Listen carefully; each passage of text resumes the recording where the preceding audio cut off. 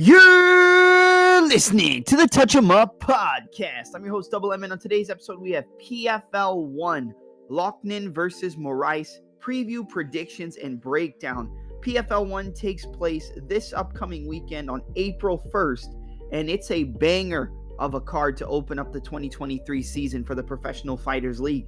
In the main event, you have a former bantamweight title challenger inside the UFC trying to make a run in the Professional Fighters League with the knockout artist and powerful striker known as Magic Marlon Moraes, who comes into the fight with a record of 23 victories, 11 losses, and 1 no contest, going up against the 2022 PFL featherweight champion in Brendan Loughnane. From a no-go on the Dana White's Contender Series to the 2022 champion of the season, Loughnane's looking to make a statement against a UFC buzzsaw. And he comes into the fight with a record of 25 victories and 4 defeats. Then, in the co-main event in the light heavyweight division, you have a battle between Razor Rob Wilkinson, whose last loss comes in the middleweight division in the UFC against Israel Adesanya, comes into the fight with a record of 17 victories and 2 defeats, the light heavyweight champion of the 2022 PFL season, going up against a former UFC light heavyweight championship challenger in Thiago Magenta Santos, who comes in with a record of 22 victories and 11 defeats. Without any further ado, let's get this started and step into the ring. All right. PFL predictions on the podcast. We've done it once or twice before for the 2021 season, I believe. I might have done 2022 season predictions, but I'm going to try to keep it a regular thing throughout the PFL this year and do the predictions for the best fights that I believe, or what I believe are the best fights on the cards as we go through this championship season. On this specific podcast, we're going to be breaking down 5 fights on the card. We're going to start off with Daniel Torres and Alejandro Flores. Then we'll go to Chris Wade and Bubba Jenkins. Movlid Haibulaya versus Ryoji Kudo. Rob Wilkinson and Thiago Santos. And then Brendan Loughnane and Marlon Moraes. So we're not going to do like a huge intro or anything, but let's just kick it off. We're going to start in the featherweight division with Daniel Tucanayo Torres, who comes into the fight with a record of 14-5. Going up against Alejandro El Galito Flores, who comes in with a record of 21 victories and 4 defeats. I see a lot of people picking the former KSW champion in Daniel Torres. He had a title-winning performance in KSW against, I can't think of his name. I literally just watched the fight too.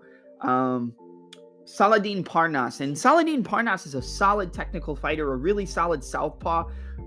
When you look at a guy in Daniel Torres, he's a guy who is really reliant on his power.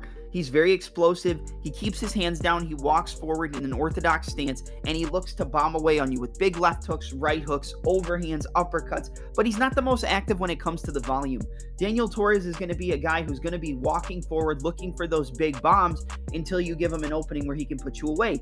In the championship-winning performance, in the first fight against Saladin Parnas, he was walking him down. He caught him with a right hook, I believe. I believe it was a back right hook. And it didn't even land, but the elbow, the forearm and the elbow connected with the back of the ear of Saladin Parnas, and he dropped him. And then when he got back up to the feet, he was wobbly, and the ref stopped the fight. But to be able to drop somebody with almost like a forearm shot and basically knock them out with one hit shows just how much power that you have. And you can tell how much power that Torres has just in the way that he's built. He's a short, stocky guy. He's just built all muscle. I mean, no fat on this guy. He's very stocky, walks around with a low stance, and he's going to be looking to land big shots on you. He's never going to win a fight on volume. He's going to win a fight on finding the bigger openings and looking to finish you.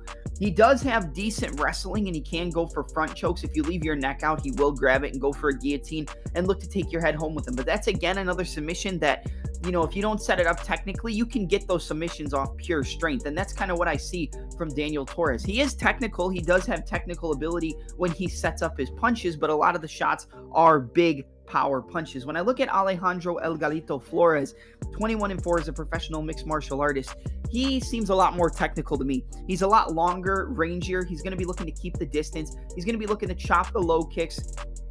inside and outside low kicks, jab, left hook, right low kick. He has good stance changing combinations, and his straight punches are what are the money makers for him on the feet. Good lunging crosses into jabs, into stance switching combinations, walking forward, changing stances as he's closing the distance. He's very solid and technical, very good ability to get off on the rear side angle against an orthodox fighter. I've talked about the rear side angles on my YouTube channel, on my breakdowns and stuff like that. He's going to be looking to slip off to his rear right side, and that's going to avoid the jab of Daniel Torres, and that's going to open up the possibility to land an overhand right or to land a cross as the opponent kind of stands in a perpendicular stance to you. So you're going to bop, slip off to the side, boom, come over the top of the jab with the right cross. By slipping to the lead side angle, you can load up the lead hip and land the left hooks to the body, and then the left hooks up top to the head, slip inside, land an uppercut, slip to the outside, pivot off on the lead foot, and do stuff like that. But I think the rear side angle, especially with the lateral movement against a power puncher the likes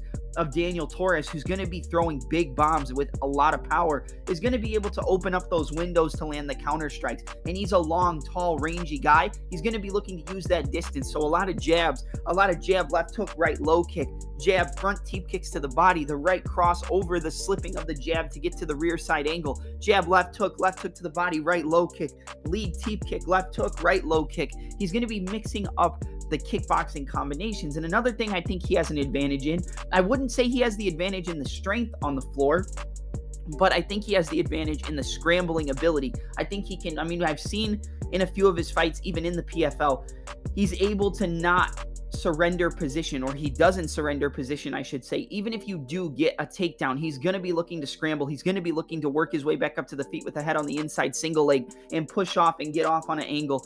Push off, get up, use the takedown attempt to stand up and scramble. He's not going to sit there, give up a takedown, and maybe throw a few punches off of his back, but just allow you to sit in that position. Now, in using those scrambles, you can leave yourself open to the guillotine, which we've seen Daniel Torres go for in a few of his fights. But in my opinion, I really like the underdog here. I know he's going up against a KSW champion in Torres, but, Torres is such a big, heavy striker, and we've seen Alejandro Flores get knocked out before. He got knocked out by Ryoji Kudo with a jab to the body and an overhand right that knocked him out right up against the cage. And he's a tall, long, rangy guy, and a lot of the times those guys are so used to being able to use their reach and length as an advantage that they keep their head on the center line and don't really use any head movement, and that can leave you open to big power shots if you're not moving your head off of the center line. But that's simple stuff, that we're talking about. I like the overall game of Alejandro Flores. I think he's much more technical. I think he has a bigger upside on the floor as long as he can avoid getting his neck caught in a guillotine. He's going to have to avoid the big power shots because we have seen him get knocked out before by a guy in Ryoji Kudo. But I think he can stick him with the jab, stick him with the low kicks, and just overall outwork him throughout the majority of the fight. I think his scrambling ability on the floor, even if he does get taken down by Torres, he can scramble into positions and wind up in the top position, landing ground and pound and looking to set up submissions of his own. I really like the overall game of Alejandro Flores, and considering that he's such a huge underdog going into this fight, I really don't understand why. I see it from the reasoning that Daniel Torres is a former champion in KSW. KSW has given us some guys in the UFC, like the middleweight Indricus Still Knox Duplessis, who's coming off that big knockout win over Derek Brunson. So I understand, like, him being a champion, maybe he would be favored a little bit, but if I look at it from, an overall perspective, when breaking down the fight and looking at it on the odds, you have Alejandro Flores sitting at a, let's see, because I put him in a couple parlays for the week. He's plus 200, and it's probably going to continue to go up. When you're a plus 200 underdog and I see you as the more technical, the sharper fighter, I'm going to go with you all day. So I'm going to give me Alejandro El Galito Flores to win this fight via a pretty convincing 29-28 unanimous decision. He's going to stick on the outside. He's going to avoid some big power shots. He might get hit at a certain point, and maybe you have to worry about the durability, but I think he's just the overall better fighter. He has better weapons. He uses his angles, his lateral movement, his in and out footwork, his combinations, the stance changing combinations, and the scrambling ability. That's enough keys in a recipe for success for me. So give me Alejandro El Galito Flores to defeat Daniel Tucanayo, Torres via a 29-28 unanimous decision. Give me the dog on the first fight that we break down.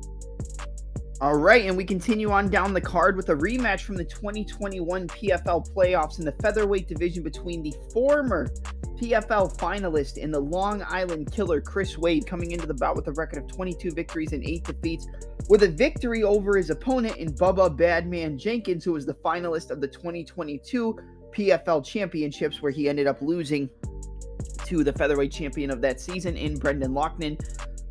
Bubba Jenkins comes in with a record of 19-6. You got a fight between the Long Island Killer and Badman. Look, when I look to break this down, I think you can really get a lot from their last fight. Now, I know their last fight was almost 2 years ago in the 2021 season, and when you were fighting the highest level of fighters, they're going to be making adjustments that are very, very solid for those 2 years. A lot can change from a fighter in 2 years, but they're still going to be fighting primarily with the weapons that brought them to the dance. They're not going to forget their biggest weapons. When I look at Bubba Jenkins, it's a guy who's become a little bit more comfortable on the feet, but he likes to use his wrestling. He likes to use his takedowns.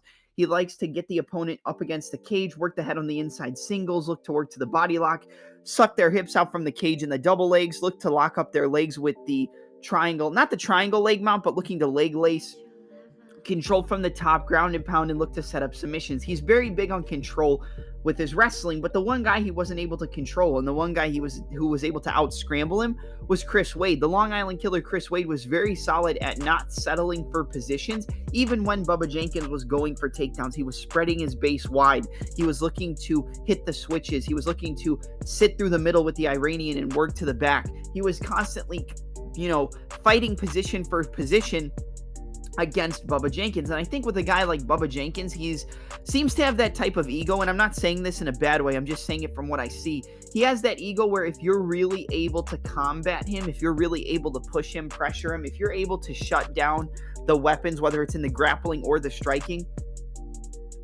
that he's used to being able to bully people with. When you can't bully somebody and you're so used to it, I think that's when Bubba Jenkins starts to break. Now, I don't think he falls off a cliff, metaphorically, but if you're able to constantly chain positions together, if you're able to chain wrestle with him, if you're able to reverse position, if you're able to settle in the top in a fight where he feels like he's going to have such a big advantage in that area, then that's going to break him mentally, and that's going to cause him to start to lose those rounds and give up the fight. Now he knows that Chris Wade can wrestle with him. He knows that Chris Wade can scramble for positions. He knows that Chris Wade can wind up on top, can push him up against the cage, can work from the half guard, can work from the full mount, can settle for top position against Bubba Jenkins, where he originally thought he was the superior wrestler. So going into this fight, I think Bubba Jenkins is going to have a lot more respect for a guy in Chris Wade, but I still don't think that necessarily changes how the fight plays out. I would say that the better boxer on the feet is going to be Bubba Jenkins. He has a very solid right jab. He was catching Brendan Loughnane with it in the championship fight the entire time. Even when he was losing, even when he was getting chopped up with those low kicks, he was still catching him with the southpaw jab. The southpaw jab into the check right hook, the straight left hand over the, down the middle. His boxing is pretty sharp, but I don't think he's comfortable enough on the feet to get into exchanges where if he gets caught a few times, he might just resort back to the wrestling. And I don't think he's going to be able to out-wrestle Chris Wade. I know we saw Chris Wade get out-wrestled by Movlid Haibulaev, but even early on in that fight, he was reversing position. He was scrambling. He was stuffing takedowns. He was making it difficult for Movlid to even secure positioning early in those rounds before we got to the second half of the fight in the midpoint of the third, the fourth, and the fifth round. I like Chris Wade in this fight a lot. I think Bubba Jenkins' striking has gotten better to the point where maybe he can give some issues to Chris Wade on the feet. He might be able to catch him with the straight left hand, might be able to catch him with the check right hook. But Chris Wade's a guy who switches stances a lot, primarily fights as a southpaw, looks to land the straight left hand, the left kick to the body, the check right hook to the left high kick. He caught He caught Kyle Bochniak with a big head kick in the championship for the 2020, not the championship, but in the 2022 season. Caught him with a big head kick and ended up getting a TKO. Prior to that, he actually got the first knockout of his career in the 2021 season with a head kick as well, primarily from the southpaw position. But against another southpaw in Bubba Jenkins, I think he's going to be looking to change his stances a lot between orthodox and southpaw. I think he's going to go back to the orthodox stance, land the right kick to the body, look to chop the body kicks, the inside low kicks. I know he saw that in the Brendan Loughnane fight that he had a lot of issues with the low kicks, and I think with southpaw versus southpaw, it's going to open up that back rear low kick, and I think that we're going to see Chris Wade attack that. When they're both in southpaw, it's going to be more of a boxing heavy approach from either fighter, with the left low kicks coming from Chris Wade, but he's going to have to watch out with the way he sets it up, because he's not going to want to have Bubba Jenkins catch a low kick, jump in on it, and shoot a takedown. But at the same time, he's confident enough in those positions to be able to scramble with Bubba Jenkins, and he knows that he can hang with him in the wrestling, so it's not like the factor of the unknown where if Bubba Jenkins takes him down, if Bubba Jenkins pushes him up against the cage, he's just going to be able to out-wrestle him and outwork him. From what we've seen before, even with improvements that I think Bubba Jenkins is making, Chris Wade is making improvements as well. I fully believe that he's the better wrestler in terms of an MMA aspect. And although he might be able to control him for certain positions, and maybe Bubba Jenkins is going to look to just push Chris Wade up against the cage, control him with the double leg positioning, work his way back to the body lock, and then look to land knees to the thigh, knees to the body, and stuff like that. I could definitely see that being a possibility and a path to victory for Bubba Jenkins, but I really just don't see him getting it done here against Chris Wade. I think the striking on the feet with the boxing goes to the side of Bubba Jenkins. I think he's cleaner, he's crisper. Maybe he's able to outstrike him. The kicking game, the inside and outside low kicks, the kicks to the body from the orthodox positioning, the ability of Chris Wade to switch stances, lunge in with his punches, land kicks with power from either the southpaw or the orthodox stance, and then the ability that he knows he can mix up the wrestling and hang in the grappling department with Bubba Jenkins, going up against a guy in Bubba Jenkins who is more used to just dominating fights. And yeah, he's not like a guy who's going to quit, but if you're able to really control him, if you're able to win fights in positions where he believes he was originally going to have the advantage, I think you can break Bubba Jenkins a little bit, and I think Chris Wade's going to do that again in this fight. I think Chris Wade is going to overall be the better fighter. I think he'll be able to scramble with Bubba Jenkins. I think he's going to attack the low kicks, because we saw the low kicks be a big problem for him against Brendan Loughnane.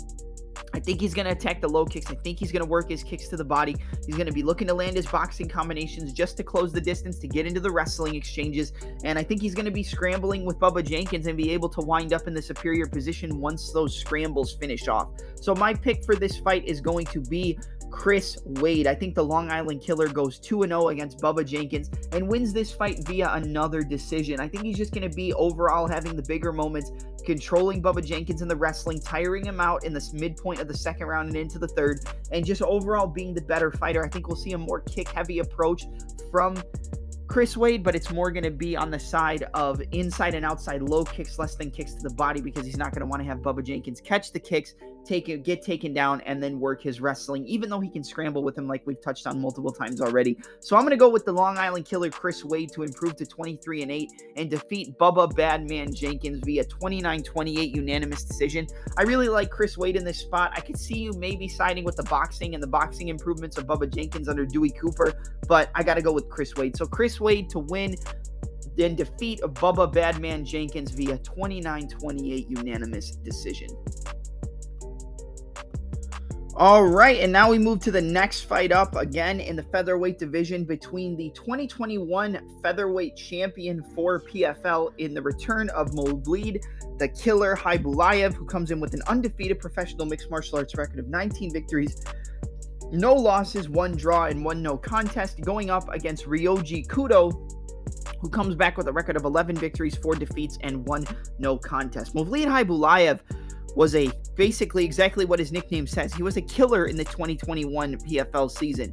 He got hurt by Brendan Loughnane in the championship at certain points, but for the majority of it, or not in the championship, in one of the semifinal fights, he got hurt by Brendan Loughnane with a big uppercut, constantly getting hurt, but then he was just able to use his wrestling, close the distance, work, big looping power shots to close the distance, push the opponents up against the cage, work his takedowns, work the top positioning, work the grappling, look to bomb away with ground and pound, look to get into the triangle leg mount, look to leg lace, look to control the wrist with the Dagestani handcuff. That's what Moulid Haibulaev is going to be looking to do. He can strike. He's not afraid to strike. He's got knockout power on the feet, good wrestling, good grappling ability, good top control, good submissions, great ground and pound. He is a very well-rounded fighter, is the Killer. Very good flying knees. He knocked out Damon Jackson with a flying knee in an earlier PFL season, caught him stepping in, boom, flying knee, knocked him out. He likes to enter with big looping punches like I already touched on. He's big with the overhand lefts, the overhand rights, big looping left hooks over the top, straight right hands, shooting in on the takedowns, 1-2s, looping punches. So he'll start with the straight punches, then he'll enter with the looping punches once he's already closed the distance enough to where he knows that even if you have the reach advantage, you're not going to be able to catch him with those straight, cleaner shots because he's already closed the window with the looping punches and you didn't catch on quick enough. Then he's in on your hips. Then he's pushing you up against the cage. He's looking to work the takedowns. He's looking to get to the top position. Going up against the fighter and his opponent in Ryoji Kudo, like I think Ryoji Kudo's being disrespected in this fight a little bit.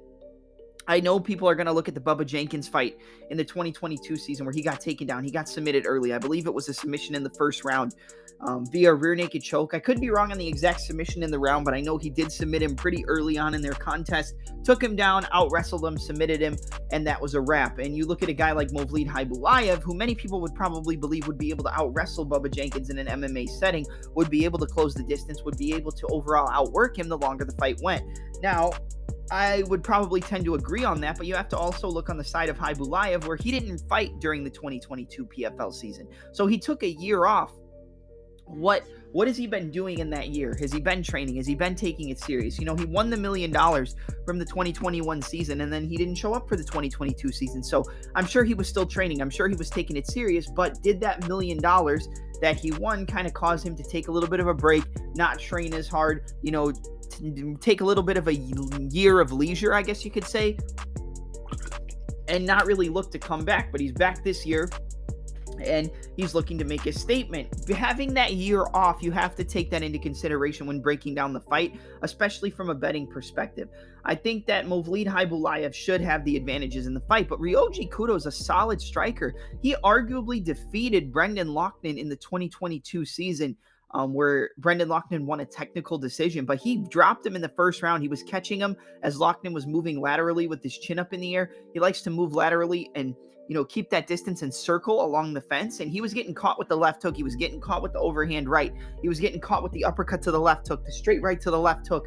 You know, and Ryoji Kudo has good boxing ability, decent kicking, but the majority of his success comes in the speed and technical power, or the speed and technique that he has in his boxing. And that's something he's going to be looking to exploit here against Movlid Haibulayev. We've seen Haibulayev get finished, even though it didn't count because I believe it was to Daniel Pineda.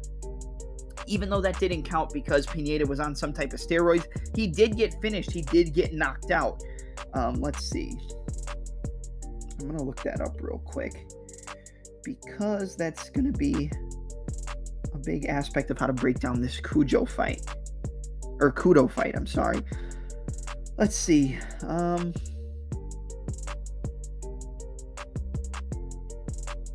Is it on here? Oh, it's not listed. They didn't list it, man. Oh, here it is. Yeah. It was overturned. He got knocked out in 29 seconds of the first round in the PFL 2019 season by Daniel Pineda, who just got a huge win against Tucker Lutz in his return to the UFC. He was a huge underdog, like plus 240. I picked him to win that fight.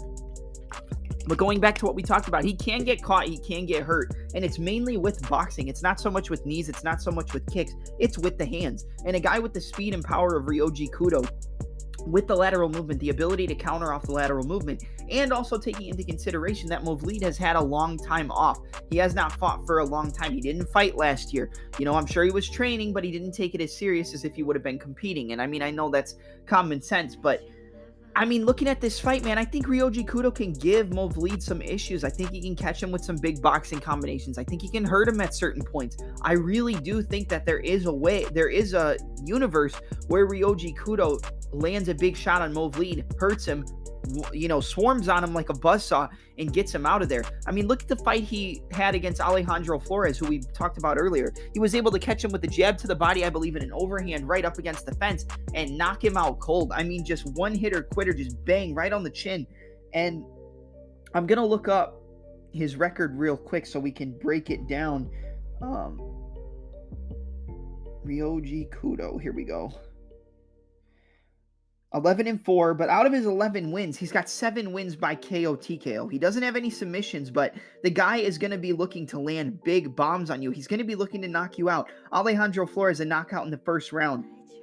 lost to Brendan Loughnane via technical decision in a fight where some people believed he did enough to win. He did get taken down, did get out-wrestled by Loughnane later in that fight, and that's against a guy who does have wrestling, but he normally doesn't showcase it. He likes to keep it on the feet, but he showcases it with his takedown defense. He lost a unanimous decision to Kiesuke Sasu. Knocked out Kanato Yamamoto in the first round, knocked out Shohei Nos in the first round, knocked out Asuka Sabukai, right? Asuka Tsubaki in the first round, 2 minutes and 59 seconds into it. A couple decisions on his record, a TKO in the second round over Yoshiteru Kubomura. Looking at the fight though, look, he's got boxing, he's sharp, he's technical on the feet, is Kudo.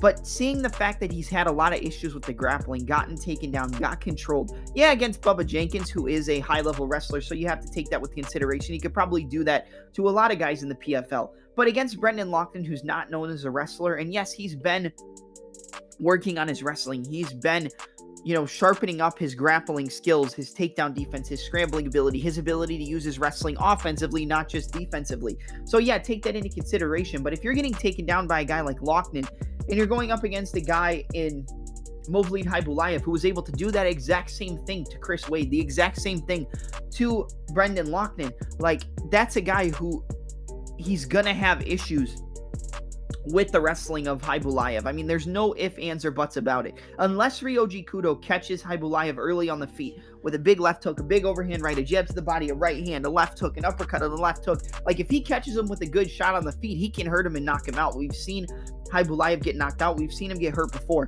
But the longer the fight goes, the more it's going to play into the house of Movlid the Killer Khaybulaev. He's going to use those takedowns. He's going to use those looping punches to close the distance. He's going to use those straight punches into looping punches, into level changes, pushing him up against the cage, getting the takedowns, working the ground and pound, and just overall sucking the life out of Ryoji Kudo once the fight hits the mat. And that's kind of what I think happens in this fight. I like Kudo, even though he's 11-4-1, I like his style. I like his technical ability on the feet. I like his lateral movement, his footwork, but eventually he's going to get closed off. He's going to get taken down. He's going to get controlled from the top, and he's going to get bombed away on, in my opinion. I'm going to go with Movlid Khaybulaev to find a submission in this fight early on. I'm going to say that Cujo survives the first round, but eventually gets taken down in the second, controlled from the top position, ground and pound. Looks, Movlid Khaybulaev gets into the mount.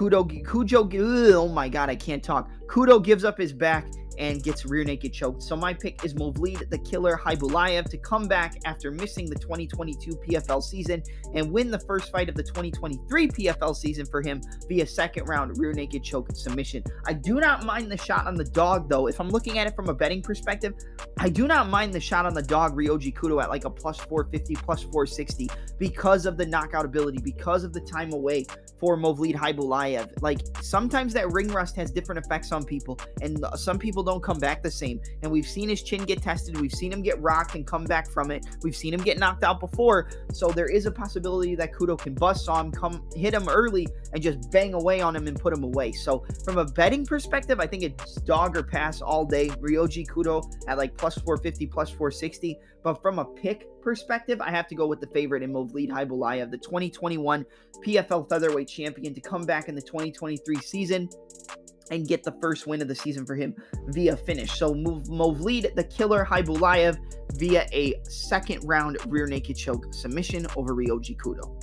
Up next, we move to the co-main event of the evening in the light heavyweight division. You have the 2022 PFL light heavyweight champion in Razor Rob Wilkinson coming into the fight with a record of 17 victories and 2 defeats, going up against the former UFC light heavyweight title challenger, the light heavyweight contender, and the sledgehammer known as Magenta, Thiago Magenta Santos, making his PFL debut in the 2023 season against the 2022 champion. He comes into the fight with a record of 22 victories and 11 defeats, and as we already touched on, Razor Rob Wilkinson comes back with a record of 17 victories and 2 losses.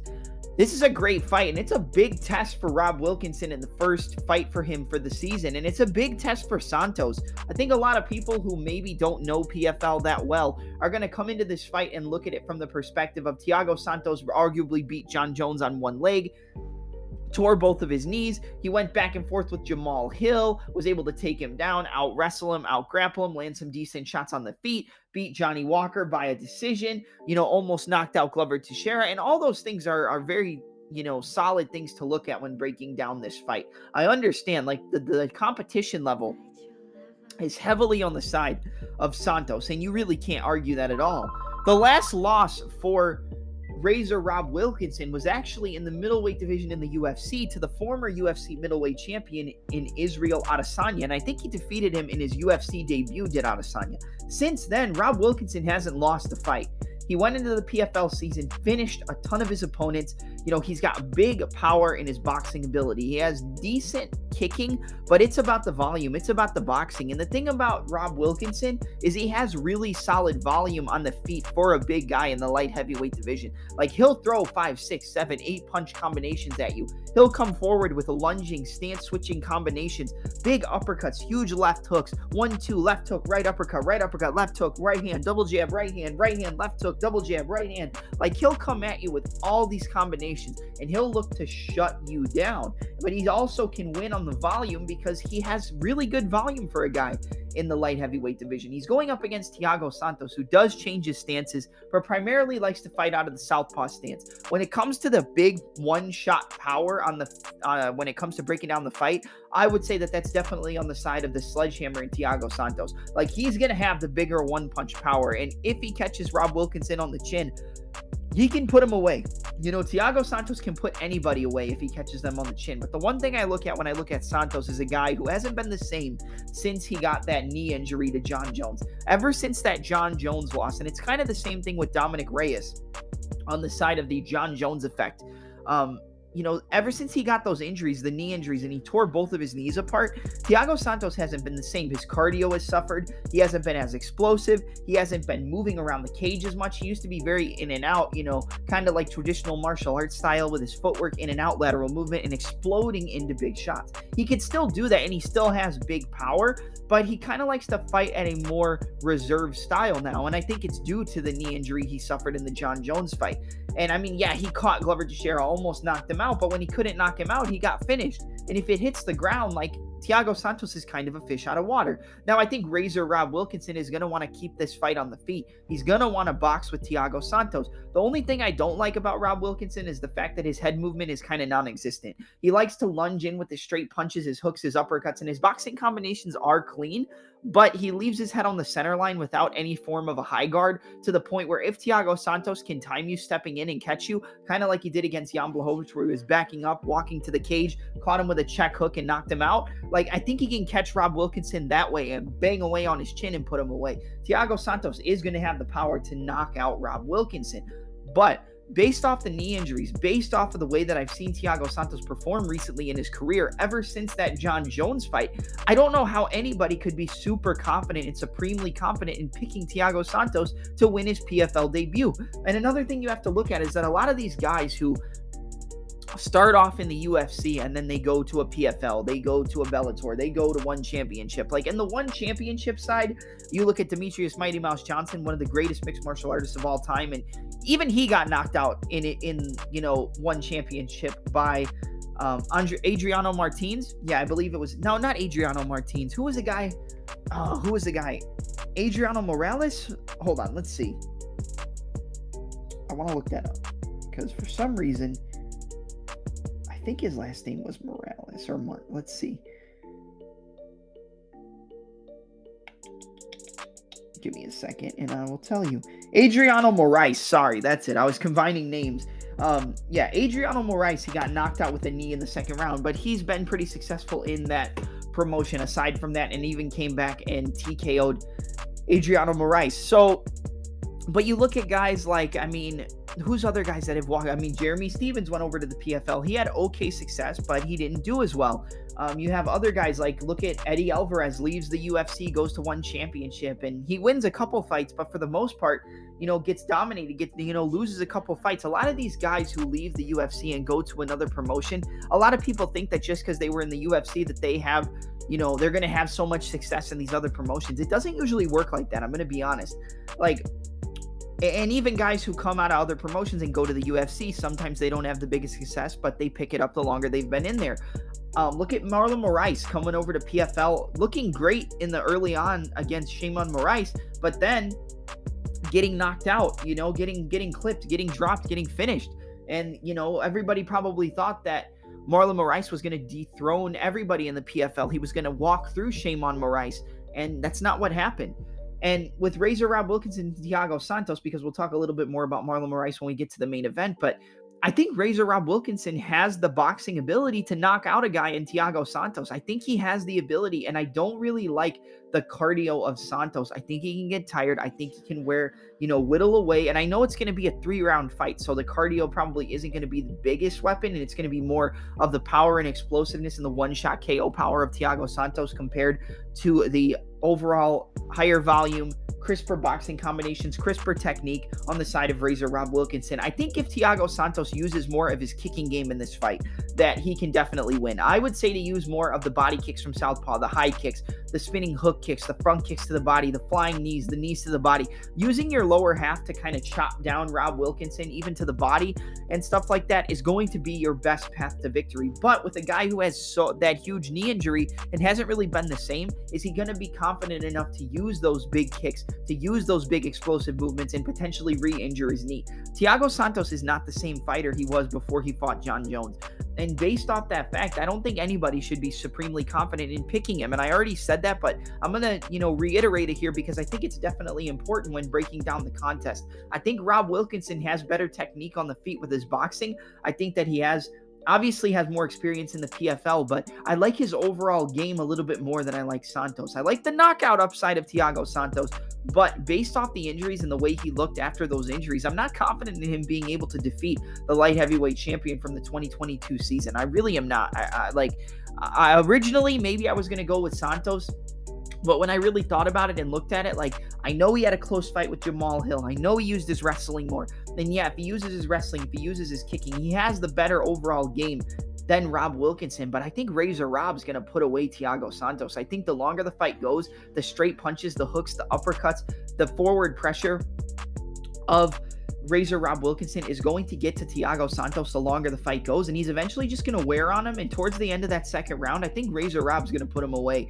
I'm going to go with Razor Rob Wilkinson to improve to 18-2 and defeat the UFC veteran and the PFL newcomer in Thiago Magenta Santos via second round TKO. I just don't like Santos ever since those knee injuries. I really don't. I don't love him at all. And I can't pick him here. I want to see Thiago Santos have success, but I think Rob Wilkinson's too much in his first PFL fight, and I think he gets put away. So Razor Rob Wilkinson to defeat Thiago Magenta Santos via second round TKO in Santos's PFL debut. And now we get to the main event, the featured bout of PFL 1 2023 in the featherweight division. It's a barn burner of a matchup between the 2022 PFL featherweight champion and Brendan Loughnane, coming in with a record of 25 victories and 4 defeats, going up against the former UFC bantamweight title challenger, the one-shot knockout artist, the speedy, technical, and crisp Magic Marlon Moraes, who comes in with a record of 23 victories, 11 losses, and 1 no contest.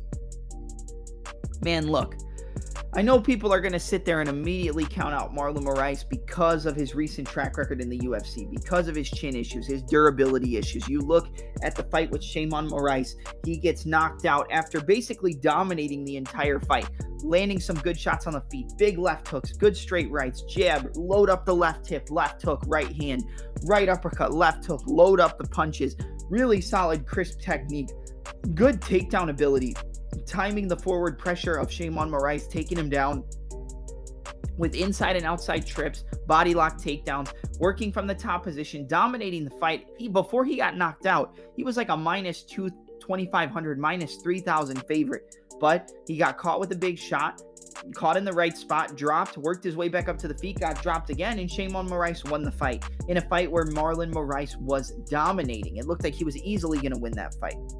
And that's not what happened. He got caught, he got clipped, he got finished. And the durability issues are something that is a big, concern on the side of Magic Marlon Moraes. He has great technique, yes. He has great knockout power, yes. Beautiful left switch kick, yes, absolutely. Beautiful boxing, even almost hurting Merab Dvalishvili a ton and almost putting him away. Absolutely, yeah. He's got the knockout power to knock out anybody.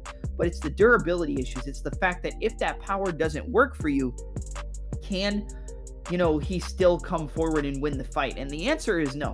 If the power doesn't work for Moraes, and he kind of gets walked down, if the person can walk through his power, if they're not really, submitting to the power that Moraes has, then he's going to get walked down and he's going to get put away, because eventually you're just going to get worn out. He's a big muscular guy. He's going to get worn out. He's going to get the volume put on him. He's going to get hit with some big shots and he's going to get knocked out. After that loss to Rob Font, where I picked Rob Font to win that fight against Marlon Moraes, he was a pretty decently sized underdog, I believe, and he was able to put him away. He gets TKO'd by Merab Dvalishvili, knocked out by Song Yadong with an uppercut, put away by Shimon Moraes, where if we're looking at the fight from a technical standpoint, Brendan Loughnane scored his first and only PFL knockout victory, aside from the knockout he had in the championship against Bubba Jenkins over Shimon Moraes. And he knocked him out. I believe it was the first round. It could have been the second. But the straight punches, the combinations, the uppercuts, the left hooks, the right hands, the 1-1-2s down the middle, 1-2, pull, 1-2, knocked out Shimon Moraes.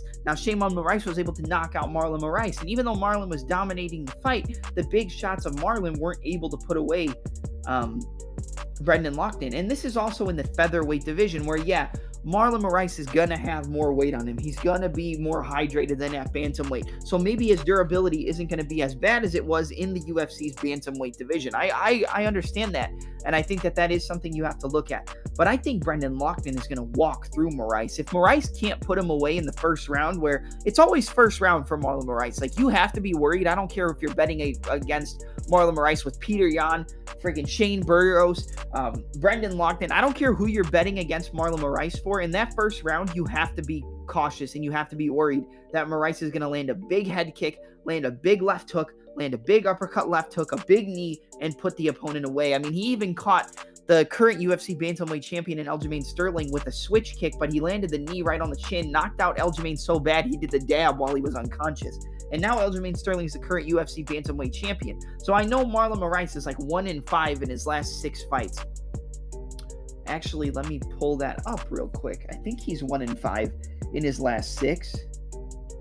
So he's 23-11 in his pro MMA career. I think I said that right. Did I say 22 or 23? Okay, I got the record right. 23-11. Out of those 11 losses, though, he's got 8 losses by KO or TKO. And a lot of them came recently. I mean, he defeated Jose Aldo via split decision. Before that, he lost to Henry Cejudo. And then since the Jose Aldo fight, he's lost 5 fights in a row. So he's 1-5 in his last 6 fights. And he lost all of those fights via knockout. He got knocked out by Corey Sandhagen with a spinning wheel kick, got knocked out with the boxing and the uppercuts of Rob Font to the ground and pound, got TKO'd on the ground by Merab Dvalishvili in a fight where it looked like Marlon Moraes was running away with it. He gets knocked out with a lead uppercut by Song Yadong, put away, and then gets knocked out by Shimon Moraes 58 seconds into the third round of a fight where he was, like I said, a minus 3,000 favorite going into that third round on the live odds and was clearly running away with it, using more of his wrestling, using more of his grappling to do well in the fight. And I just really can't side with Marlon here. If you think that he has the ability to land big shots and knock out Brendan Loughnane in the first round, I could see why you're saying that, because he did get hurt by Ryoji Kudo. Like, Ryoji Kudo caught Brendan Loughnane. He hurt him. He dropped him. If Ryoji Kudo's dropping you, this is no knock on Ryoji Kudo, but Marlon Moraes, if he connects, can knock you out. We haven't seen any real durability issues on the side of Loughnane, but we saw in that Kudo fight he can get clipped, and it's more off the lateral movement. The lateral movement that Brendan Loughnane uses defensively, he's very good at using the lateral movement, left and right, framing off with the lead hand, using the lead hand frame. After he lands his combinations, he's out of there. He's circling, but he doesn't really, switch up the direction and the tempo of the lateral movement. If he's moving to his right, he's going to be moving to the right for a long time to the point where you can set something up. If he's moving to the left, laterally off the cage, he can move laterally, and he'll continue to move in that direction. It's not a fake left movement, move right, fake right, move left. It's kind of just once he goes in the one direction, he's going to be doing that for at least 3 or 4 seconds. And against a guy who's as explosive as Marlon Moraes, he does have the opportunity to catch him with a big left hook and knock out Brendan Loughnane. Like, I think Marlon Moraes can put Brendan Loughnane away. I think he does have the ability to knock out Brendan Loughnane. When it comes to a betting perspective on the fight, I don't like the bets at all because Brendan Loughnane's like a minus 800 favorite. I understand why, but I think that's crazy. I think the highest Loughnane should be is like minus 300. The fact that he's up to almost a minus 800 right now is unbelievable, considering that I know Marlon Moraes is 1-5 in his last 6, but he still has the knockout ability. He's still explosive. He has submissions. He's very good technically. It's just the durability issues that people are basing that line off of for Moraes. And it makes 100% sense because you look at the fight against Shimon Moraes where he was winning the fight until he wasn't, and once he wasn't, the fight was over.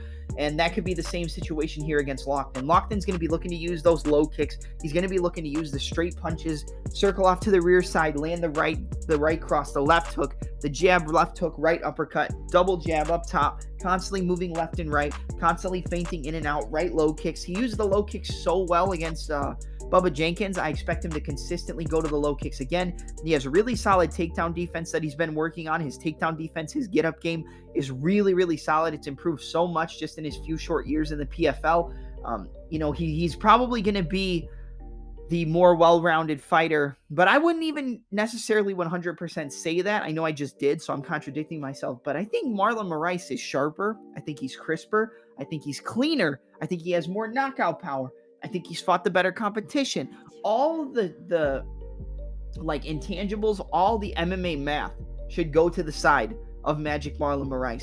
But based off the durability issues, based off the chin issues, based off the fact that if you hurt him, he's going to be out of there, I have to go with Loughnane here. I have to go with the 2022 featherweight champion to win this fight. I have to. I have no choice. I can't pick a guy who's got those durability issues. I can't pick a guy who, once the wheels start to fall off, the entire train falls off the tracks and gets blown up with an M80. Like, I can't pick that guy because once he falls off, it's over for him. There's no, he's fallen off and he comes back and wins. Once he falls off, it's over for Moraes. And I think that's going to be the similar situation here against Loughnane, unless he catches him early with a switch kick to the head, a big body shot, a knee, a flying knee, a big left hook, a right hand. If he catches Brendan Loughnane early and he's got power, or not that if he's got power, if he catches him early and he's got the gas tank to continue to push forward and put him away, I think he can knock out Brendan Loughnane. So if you're betting on the side of Moraes as a huge underdog, you take that first round knockout or first round finish for Moraes, because after the first round, it's over for him. He's not winning this fight. So my pick is going to be Brendan Loughnane to defeat Magic Marlon Moraes via a second round TKO. I think he gets another knockout here. I think the durability issues of Moraes, they're just glaring holes in his game at this point. And, 1-5 in his last 6, there's no way I can pick Moraes. But if you want to pick Moraes and you're big on that first round finish, then you would bet fight doesn't go the distance, under 1.5 rounds, like something like that. Because if you're on the side of Moraes, it's either Moraes in round 1, under 1.5 rounds, or fight doesn't go to decision. Or if you're anything other than that, it's all on the side of Loughnane. I think the best bet for this fight overall would be fight doesn't go to decision or the under 2.5 rounds. It's probably going to be juiced heavily because I think the odds makers know that that's probably what's going to happen. If you're on the side of Moraes, it would be Moraes by knockout or submission or under 1.5 rounds, because there's no way after the first round that he's going to get Loughnane out of there. So I think it's a decently scary first round for Brendan Loughnane, but after that first round, he puts the pace on him, push the pressure on him, and eventually wears him out to the point where he lands those crisp boxing combinations, the straight right, the left hook, the right low kick, the 1-2, the rear uppercut, and he puts away Magic Marlon Moraes. I think he catches him with an uppercut off a level change, drops him, and knocks him out, kind of like a Rob Font. So I'm going to go with Brendan Loughnane to defeat Magic Marlon Moraes via second round TKO in the main event of the first event of PFL's 2023 season. I'm your host, Double M, and I'm out. You can get this podcast anywhere you get your audio podcast. That includes Apple Podcasts, Google Podcasts, Spotify, Anchor, Breaker, Stitcher, and many, many more. These predictions will be broken down, edited, and uploaded to my YouTube channel, which is the same name as the podcast, at the Touch 'Em Up Podcast. Thank you guys for watching, and enjoy the first PFL event of 2023.